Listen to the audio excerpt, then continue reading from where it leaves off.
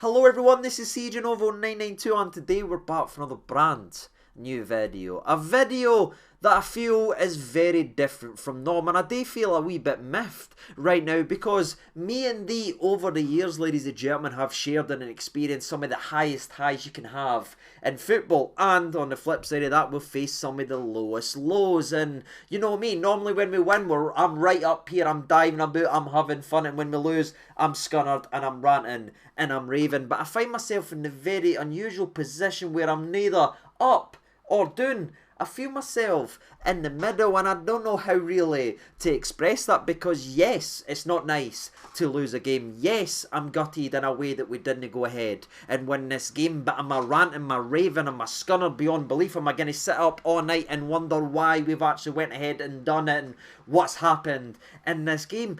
I didn't think so, ladies and gentlemen, and I think when you look at the comment section, not only in yesterday's video, but even last week when we were away to Benfica, you know what I mean, we were there. We brought the channel over to Portugal and we enjoyed that moment. I could still read the comments, I could still see there was a large part of the community right here that was like, right, it's great, we're enjoying European adventure, but if it's over next week, I'm alright with it because of the way our squad actually is in terms of injuries, fitness and players all over the shop, and I feel like that's probably a fair representation of where we're all are right now. I think you can look at this and be sad again, you never won the game, but are we raving? No. Are we devastated? No. Are we going to cry about it? No. The European adventure comes to an end, and it comes to an end with a narrow 1-0 loss at home to a side that is worth X amount, over 150 million if you look at their transfer value. You've got World Cup winners in there, you've got a guy that's linked with Man City in the centre half, you've got a guy that played for Man City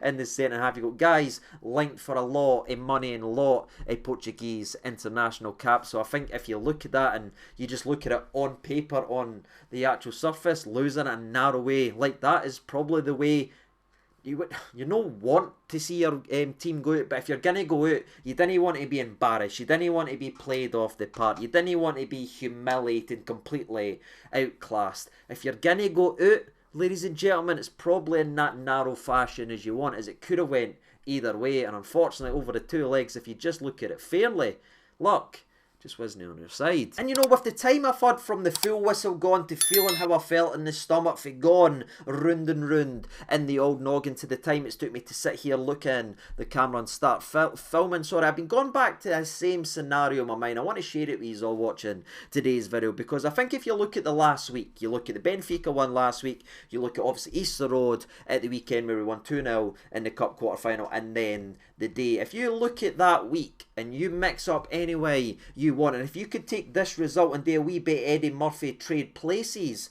in it, and take this 1-0 loss, and put it at the weekend, and take that 2-0 win versus Hibs and take it the day, I don't think I'm taking that at all, ladies and gentlemen. I think the way the week's played out is the way that I felt in my heart that I wanted it to actually play out for the weekend. To now, which one would I have rather won? It was Easter Road, ladies and gentlemen. And again, I want to win every game, I want to enjoy every moment, but if I'm having to make the choice, genuinely it would be Easter Road. It'd be interesting to see where you sit with that. I know we love the quadruple thing, I know we love the Europa League songs and all the wee songs with this, and we want to have fun with it. And hell, we made a European final not too long ago, well and truly punching upwards, battling against all football and odds just a couple years ago. But we know where this team actually is. We know the injuries, we know the places we are as a team right now. We know what the ask of these players who's having to play week in and week out because there is nobody left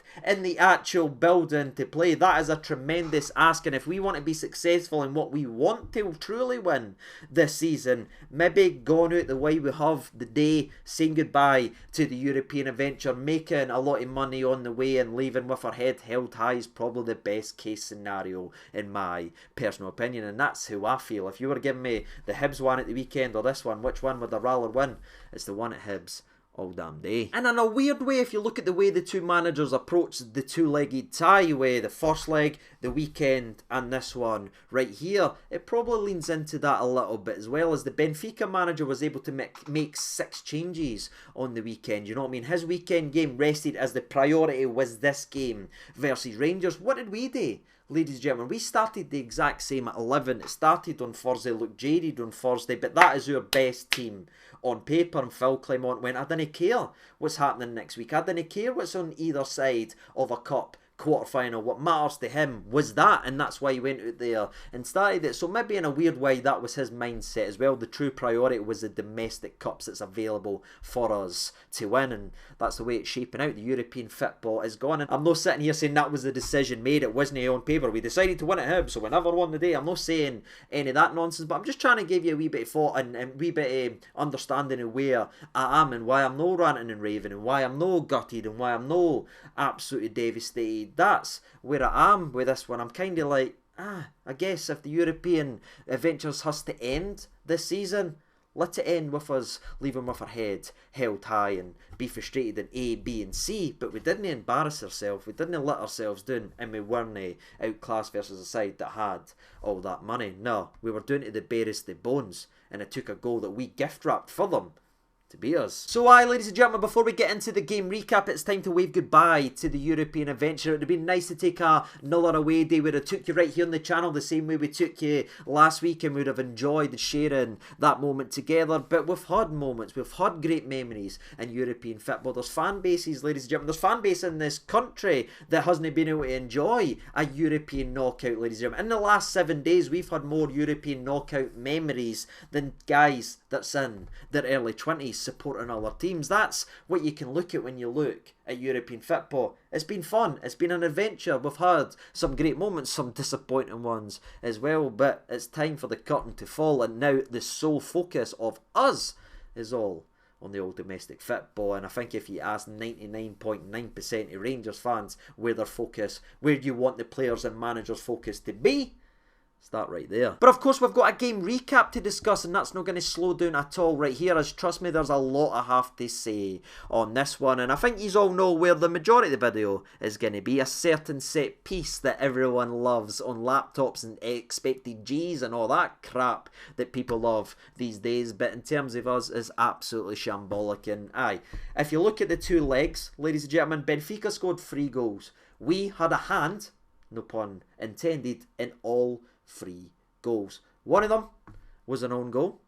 One of them was a VAR penalty that, again, if you look at the rules of the game, shouldn't have counted, as it hit John Souttar's head on to his arm. And again, the excuse that's been given and why the penalty was given and the rules weren't followed is apparently the referee wasn't shown on field the angle that showed clearly John Souttar heading on his arm. There's a conversation piece, but we have to move on for it. That is it in terms of Europe. And the third goal was today, ladies and gentlemen, with pathetic after pathetic after pathetic outswinging nonsense to nobody, came back and haunted us in our arse, in a crazy defensive mindset that we never allowed anybody at the back, just everybody coming in. And it's not as if we're great at corners and we can put everybody in there because Benfica need to come back because we're dreadful at corners. How many times does a duffer like me need to sit here and talk about how simply pathetic we are at corners, yet we stick to it? But it's not just the fact we stick to out swinging corners when it matters. I mean, look at the conditions today. It was pouring down to rain. The goalie had one that he literally threw in between his own legs and nearly put in to the back of net. The amount of times the ball nearly went into the back of net through defenders mistiming the bounce or mistiming the skid or falling down. This was the perfect day and the perfect occasion and the perfect conditions to just fire in swingers at that goalie and just hope Sutton drops in. But that's not what we didn't seem to do. Common sense, and it's infuriating, ladies and gentlemen, as again it's another game of Rangers Football Club where we have been hurt and with silly self-inflicted outswinging corner nonsense. The question has to be, when will we learn? And I guess my biggest frustration why it continues to come up, and I know it's becoming a bit of a theme, oh here's CJ, the old man that rants out swinging corners. I get that, I'm that guy that's ranting at the moon and that now, but it just seems so obvious. And then you watch games where we do in swinging corners and it's so dangerous and it has the team packed in and it's creating nearlies, it's creating moments, it's already created 2 goals since we've done it, but then We do it in a game. We score in a game. We abandon it the next week. We didn't score for 5 weeks, day and out swinging corners. Then we bring it back for a game. We look dangerous from it. We nearly score from it again. Then we abandon it for 3 matches. That's the biggest frustration for me being a Rangers fan. We do it in games. It looks dangerous in games. Then we abandon it for months. Then bring it back. Eventually, why can we not just keep doing it? Like, honestly. Why? But I really need to get into the game recap now, but if you're going to stick around, you'll hear a lot more of the corner nonsense, but I just wanted to express my opinion. If you've not got time to watch the entire video today, that's what I feel. Let's get into it then, shall we? The crowd was electrifying, man. Goosebumps, you know what I mean? You could feel it in the air, and clearly the players did as well. But again, the game never really had quite a bite to it. There wasn't that early goal to really set fire to things and really put the opposition under pressure. Again, the closest we came was from a counter-attack, ironically, from a Benfica set pieces. They whip it in. We did brilliant work from Fabio Silva. Lawrence wins a 50-50. He runs on it. Silva then passes him in. Lawrence has a shot that should be easily gathered again by the goalie, but he ends up throwing it in between his own legs. Hits his bent over leg and it goes just wide. We were very close to nearly a carbon copy of the goal that Lawrence ironically scored versus PSV a couple years ago in terms of the Champions League with a goalie howler, and I saw that, and honestly it's probably my fault because I looked around and went, that goalie's not on it, we're going to test this guy all day. And did we do that, ladies and gentlemen? No. As there was none, as we had several outswinging corners over the next 15 minutes. Some of it was great play. One of them was a great run from Scott Wright, gets wide, wins as a set piece. Outswinger to Nabde, nearly a counter-attack for Benfica, but Lunny does really well. Another 10-15 minutes goes by, we get the ball down again. We then win another corner kick as Big Suter, I thought was sensational today, truly. And I've been very critical of Suter, and I still feel like I'm fair today that with some of the goals he's conceded. But by God, what a 45. He had a really good game, but the first 45 minutes, by God, he was absolutely unreal. Great interception, run wide, and he puts the best ball into the mix. So that's probably the most Rangers thing of all time as well. Our best crosser on the park on the day was our big centre half. Wonderful ball into the mixer. Dessers unfortunately can't get full heat on it. Hits off the defender, goes for another set piece. Outswinger, Ludvan can't beat the first man again with the outswinging crap. It nearly counters again, but again, Lunny does well. Running theme. But where I give Lunny credit, and I thought he was brilliant today. Truly brilliant. The moment in the 36th minute nearly came back to really hurt him, and was really maybe the difference in Goulton making his mistake last week, who I thought was great, but then got punished with a silly on goal. Lunny here, great. All night, makes a massive mistake in the 36th minute, and ironically Goulton bails him out, but he takes a bad touch. The boy runs away from him. They play it down to Di Maria. Di Maria hits a dangerous cross into the back post. Suter falls again. Rugby Park, this. It's the same fall that Big Soapies always go in on. He is ironic like a Barry Soap, man. He's just like boom, boom, boom, falling all over the place. It goes to the back post. They try and do an easy tap in, but Connor Goulton, 36.5 minute. That there is the best bit of defending I've seen him do in years, ladies and gentlemen. That's a goal-saving tackle, and it saves Lunny's blushes on that occasion. And I really felt that moment sparked the team into life as we started to ping some passes about. And then again, a counter-attack from Rangers as we play the ball. And Scott Wright here is absolutely brilliant. And we're going to talk a lot about Scott Wright as the video goes on. But this is the best of Scott Wright, you know what I mean? He picks the ball up, runs. They try and wipe him out. He stays on his feet. It should be a yellow card because he's tried to wipe him out. He's pulling him back, but the referee, you know what I mean, doesn't book Benfica players or give them the right amount of cards. He then passes it to Tom Lawrence, and then Lawrence just makes the wrong decision as he plays in Dessers, who's 75 miles offside. But I noticed if you actually go back and you look at it, or if it came up on the angles you were watching it, depending on the sources you were watching it on, he's actually screaming at Scott Wright. So I don't think he's trying to pass to Dessers. I think Lawrence is claiming he knew Dessers was offside. He's hit a reverse pass because he thought Scott Wright was going to continue his run. And if that's the case, that is brilliant imagination and brilliant play by Lawrence. But again, out of sync for Scotty Wright, and that's one of the players that we talk about, ladies and gentlemen, is getting beat by a Benfica side who is worth all this amount of money when we're missing A, B, C, D, E, F and G. It's not just 5 or 6 injuries, it's 5 or 6 injuries to each position on the park that allows a guy like Scott Wright to spawn into the starting 11 like Mike Myers every single time someone's trying to run away from him. He just appears, ladies and gentlemen, says, "Ah, Scott Wright, it was." Scotty, right, and he's one of the guys that's getting a chance because we are so injury ridden, and it was hit and miss again with Scotty Wright. A couple good runs, but you could see he's clearly out of his sync with the players. We not even with the wee reverse for Lawrence, a couple times with Diomande, who we need to talk about later on in the video, but he was just out of his sync. But you know what you get with Scotty. Ran his heart out, done a lot of good defensive work on the right hand side for Tavernier in the first half, played a big part in keeping them quiet, and truthfully that was it. There was another wasted, obviously, outswinging corner that went to Nabed that nearly countered again for us, but we didn't learn none for it, of course, when the outswinging corners, right? Expected goals. Guys, on laptops we made up jobs that didn't exist 10 years ago, but we go in to half time and truly, I was actually really happy. Well, I thought, I'm really proud of the team, the effort they're giving. The surface is obviously completely covered in water. The conditions were absolutely crazy. You could see with some of the touches, but they're digging in. They're working the arse off. I thought the entire defence was brilliant. I thought Tavernier gets a lot of flack defensively, but he was spot on today with several interceptions, several tackles, several 50-50s. Sorry. I thought it's the best game I've seen for the Suter-Goldson partnership, and Ridvan was again great. Di Maria went away and kept hiding on the other side at certain occasions because the wee man was nipping at his heels. I thought everything was positive. We just never had anything going forward, and unfortunately, it's sort of the theme of the game. So the second half comes in. It's the first game in a while I've not been wanting a substitution, and the first time in a while that we've not seen a substitution at half time. I thought everybody was working their arse off and playing really well, and the second half started brilliantly with Scotty Wright. Beautiful first touch,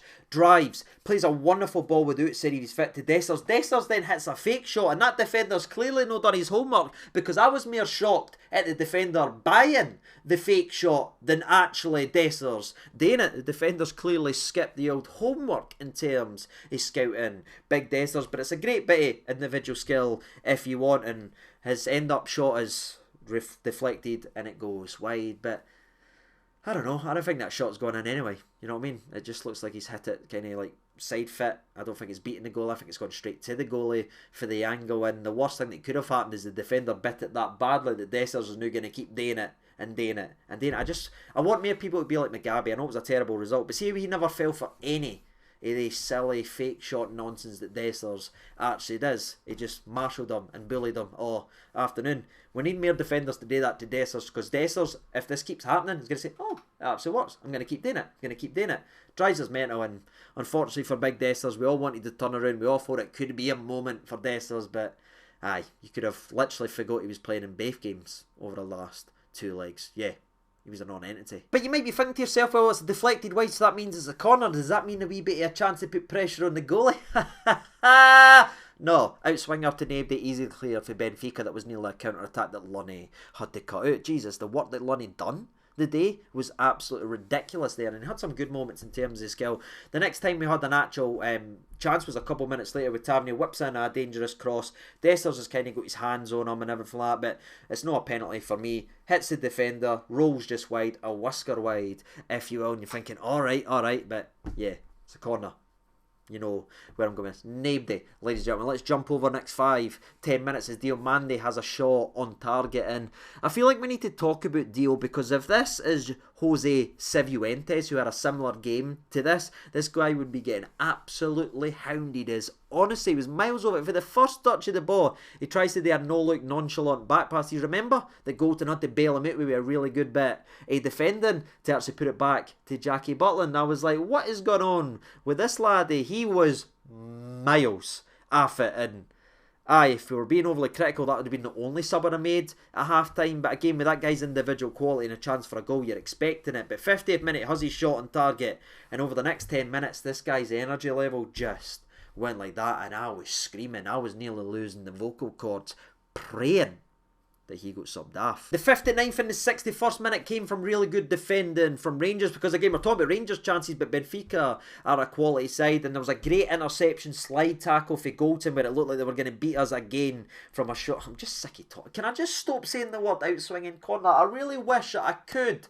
But the 59th minute, Golden had to bail us out after we did an outswinging corner. They end up keeping the ball. I think it goes out for a throw-in, but we're obviously on the way back for the dreadful set piece, and shout at Golden, brilliant bit intercept in there, and then a couple minutes later Ridvan intercepts and blocks twice for Di Maria, who looked to hit us on our counter-attack. I'm not saying it again, but it's Ridvan, big, ironically, and brave in the tackle, and he done well defensively. But remember about 30 seconds ago when I was screaming for subs for Diomande? Well, the 63rd minute actually happened, and honestly the last 90 seconds had a moment where Tom Lawrence was dilly-dallying at the edge of the box. Man, I was screaming. Like, the amount of touches he took in and around the box today would have made Glenn Kamara shout, "Shit!" It was painful to watch. Two of them had just clearly ran the race. They're no bad players overnight. I'm not turning on them or that. They were just tired, you know what I mean? I'm like, that Still Game episode, and he's got, "Good horses, they're just tired. Just tired." Diomande and Lawrence were tired and had to come off the 60th minute. It was glaring. I was screaming. Everybody could feel it, and I wasn't the only one, by judging by social media and obviously the crowd as well. You could feel it. It was just like last week. You could feel it, but we never made the subs quickly enough, and Diomande ends up gifting one away as again he's really, really poor on the ball when they end up going wide. Ends up being a cutback, but thankfully the shot from about 4 or 5 yards out is straight at Jack Butland, or that really should have been the goal, and that probably would have summed up how we've defended overall.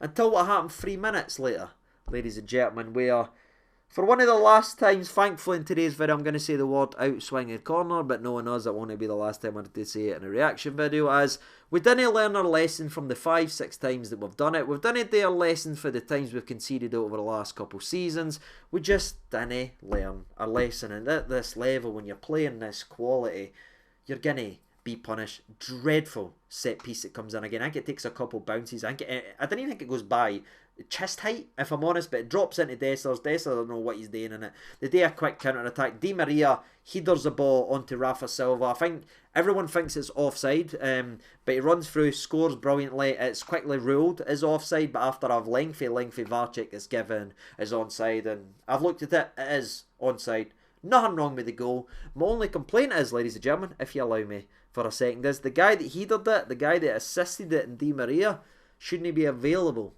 for this game? The guy that's been contributed directly to the 3 goals that Benfica has scored, if the referee was doing his job last week, wouldn't have been involved in this game. So I think they can feel aggrieved and pissed off at that aspect, but again, it's done now, ladies and gentlemen. You know how it goes. World Cup winners, you know who they want in the competitions, you know who they didn't, and you've got clear favourites. That boy got away with murder over the 2 legs. The amount of dives, the challenges on John Suter in the 93rd minute whilst being on a booking, and there you are, the boy that shouldn't be able to play ends up doing a brilliant assist because he's got the quality. He's a sensational player.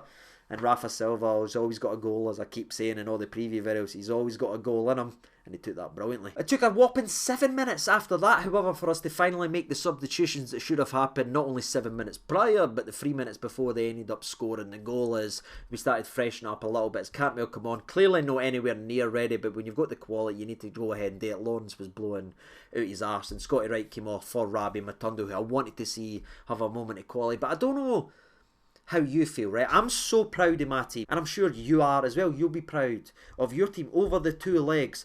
But what I'm going to say now is, after that goal went in, I felt like they lost belief that they had enough to come back into the game, because even the nearlies and the moments and the wee bits of quality just fizzled out of the team, and you're expecting the guys of Rabi Matondo and Cantwell to get on the ball and start pinging it, but Cantwell had to go about chasing the balls. Benfica was so good with keeping it, and we were just so rash when we had it. We never exploited Rabi's pace at all, and that's what I wanted to see, his pace running in that back line. If Scott Wright's torturing him, imagine what Rabi could do, but it was all too little, too late, and it felt the same last week, and that's my biggest disappointment is, again, feel self-inflicted. As we had over 35 minutes to really muster something and really go after them and create several chances, but we didn't.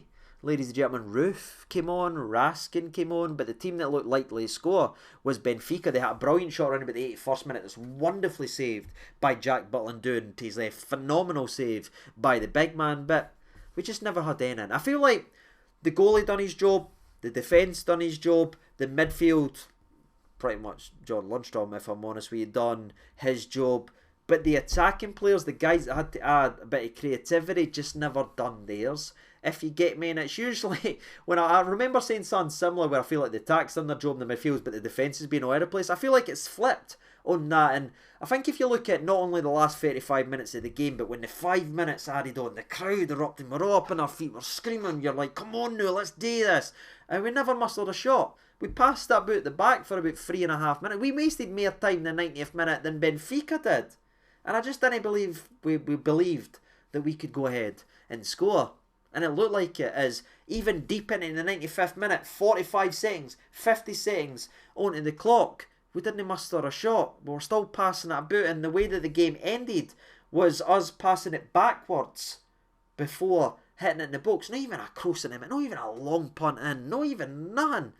And I guess that's the real disappointment. If you want to get angry, if you want to get disappointed, it's that. We just didn't believe we had enough quality, I think, in the final third. And truthfully, we never. As I thought Silva, who was great last week, was dreadful. I thought Dessers was a non-event. I thought Scotty ran his heart out, but he's not good enough. I didn't need to keep saying it. I didn't need to call a pile on for a laddie. I thought Ravi was a non-entity when he came on. I thought Cantwell was a ghost when he came on, as he just couldn't get on the ball. We just never had enough final third, ladies and gentlemen, and that's how we bow out. That 1-0 loss, that's due to our own corner. And I finished the recap thinking over the two legs. The best and most dangerous weapon that Benfica, with all their money and all their World Cup winners and all these stats and statistics that they've got, their biggest and most dangerous weapon that they had was our set pieces. When are we going to fix that? And that's truthfully it, ladies and gentlemen. Definitely a lesson to be learned, but again, how critical and how annoyed can you be at a team that is doing to the barest of bare bones like that? I'm so proud of my team. We've done enough. In fact, we should have won the game last week if the referee does his job. He didn't. That happens. You just got to take it, your medicine, use it as fuel and go out there and do it. But we just never had the fight in the belly. Just didn't think it's, you know what I mean? We need to get to this game to Dundee. We need to make sure we win this game, and then we need this 2-week break. We need this international break. I know we normally hate them, but this is where we are right now. We are so thinned out that me and Heart and Hand and Four Lads Had a Dream keep getting told to bring our boots every week just in case they need a few more bodies for subs. We need to get over the line versus Dundee. We need this break, and again, all eyes are now on domestic football. That again, if you asked us all, that's where we want it to be. But the European adventure is over. We leave with our head held high, lot of money in the bank, and a treble to hopefully go on to win, ladies and gentlemen, after a long rest for some of these players, and welcome in some of the good players that we've actually got. It'd have been interesting to see what that tie would have been with our best players available, but that's when you start getting the wishes and all this nonsense. We're not going to do that right here. That's my thoughts and opinions. It's obviously crap to lose the game, but am I gutted? Am I devastated? Nah, ladies and gentlemen. Less games, less trips for these players is good enough. There's a free trophy, 2 other trophies still available to win this season. Let's go ahead and do that. And as always, ladies and gentlemen, I've been Siege92. Let me know your thoughts and opinions down there in the comment section below, and I'll see you in the next one. All the best, and bye-bye.